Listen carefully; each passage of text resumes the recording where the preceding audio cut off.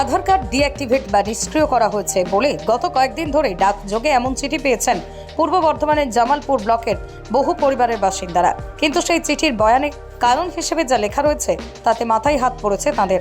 চিঠিতে উল্লেখ, আধার কার্ডের 28 রেগুলেশনে আধার কার্ড নিষ্ক্রিয় করা হয়েছে।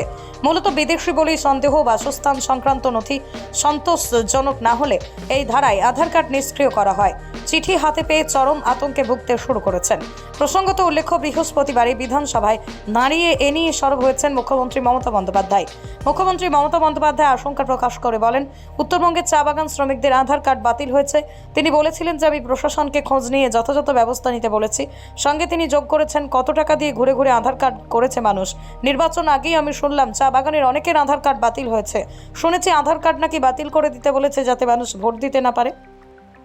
তারপর শুক্রবার সকালে জামালপুর ব্লকের চৌগ্রাম আবুজহাটি এলাকায় প্রায় 60 জনের কাছে ডাকযোগে ইউনিক আইডেন্টিফিকেশন অথরিটি অফ ইন্ডিয়ার রাঁচির আঞ্চলিক কার্যালয় থেকে চিঠি পাঠানো হয়েছে।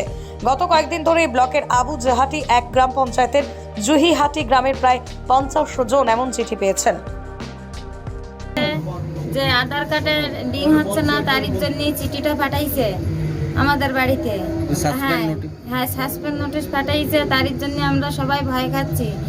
যেমন যে আমরা যদি অবৈধ ভোটার হই তবে আমাদের ভোটার দিয়ে আমরা রাষ্ট্রীয় সম্পদ কিভাবে উৎপাদন করছি। যেমন আমাদের ভোটটা না হলে রাজ্য চলে না।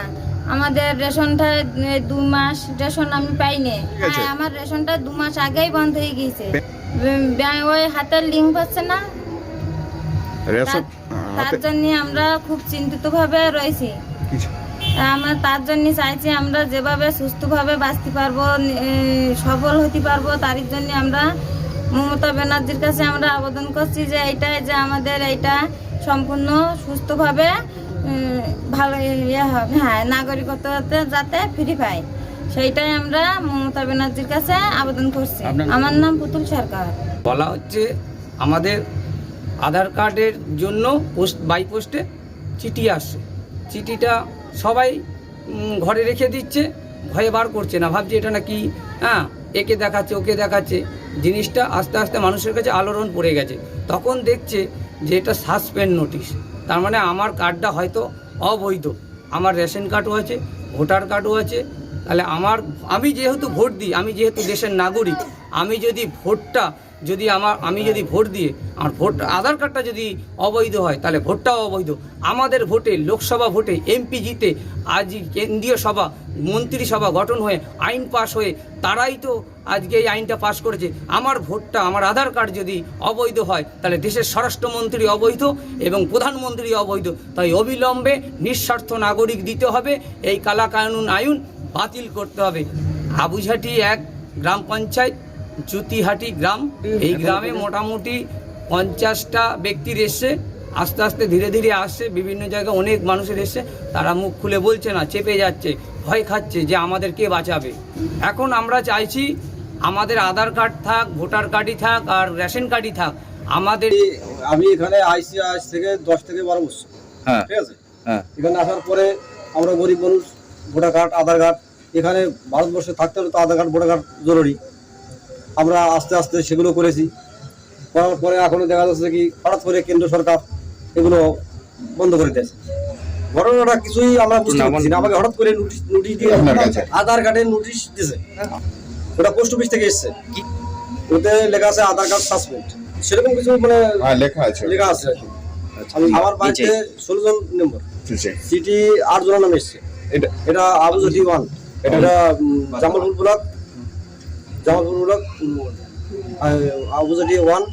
আমি আমাদের প্রধানের কাছে জানিয়েছি, এছাড়া তো সেভাবে জানানো হয় না। আমি মা মমতা ঠাকুরের কাছে মানে আজকে গেছিলাম সেখানে বিধানসভা, ওখানে মা মমতার হাতেই আমার এই যে কাগজগুলো এটা মায়ের কাছে জমা দেওয়া হয়েছে। উনি সরকার করেছে। হ্যাঁ, এখন দেখি এর কি ব্যবস্থা করতে পারি, কতটুকু আমাদের জন্য সে যতটুকু সম্ভবত আমরা আশা করি সে আমাদের জন্য করবে।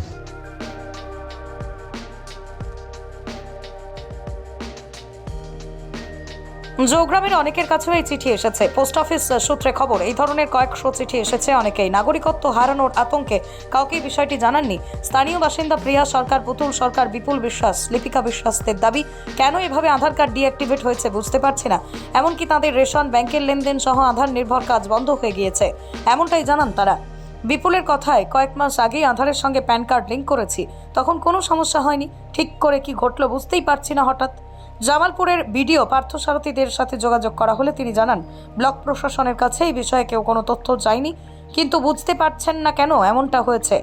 আধার নিষ্ক্রিয় হওয়ার চিঠি আসার ব্যাপারে জেলা প্রশাসনের কাছেও খবর এসেছে।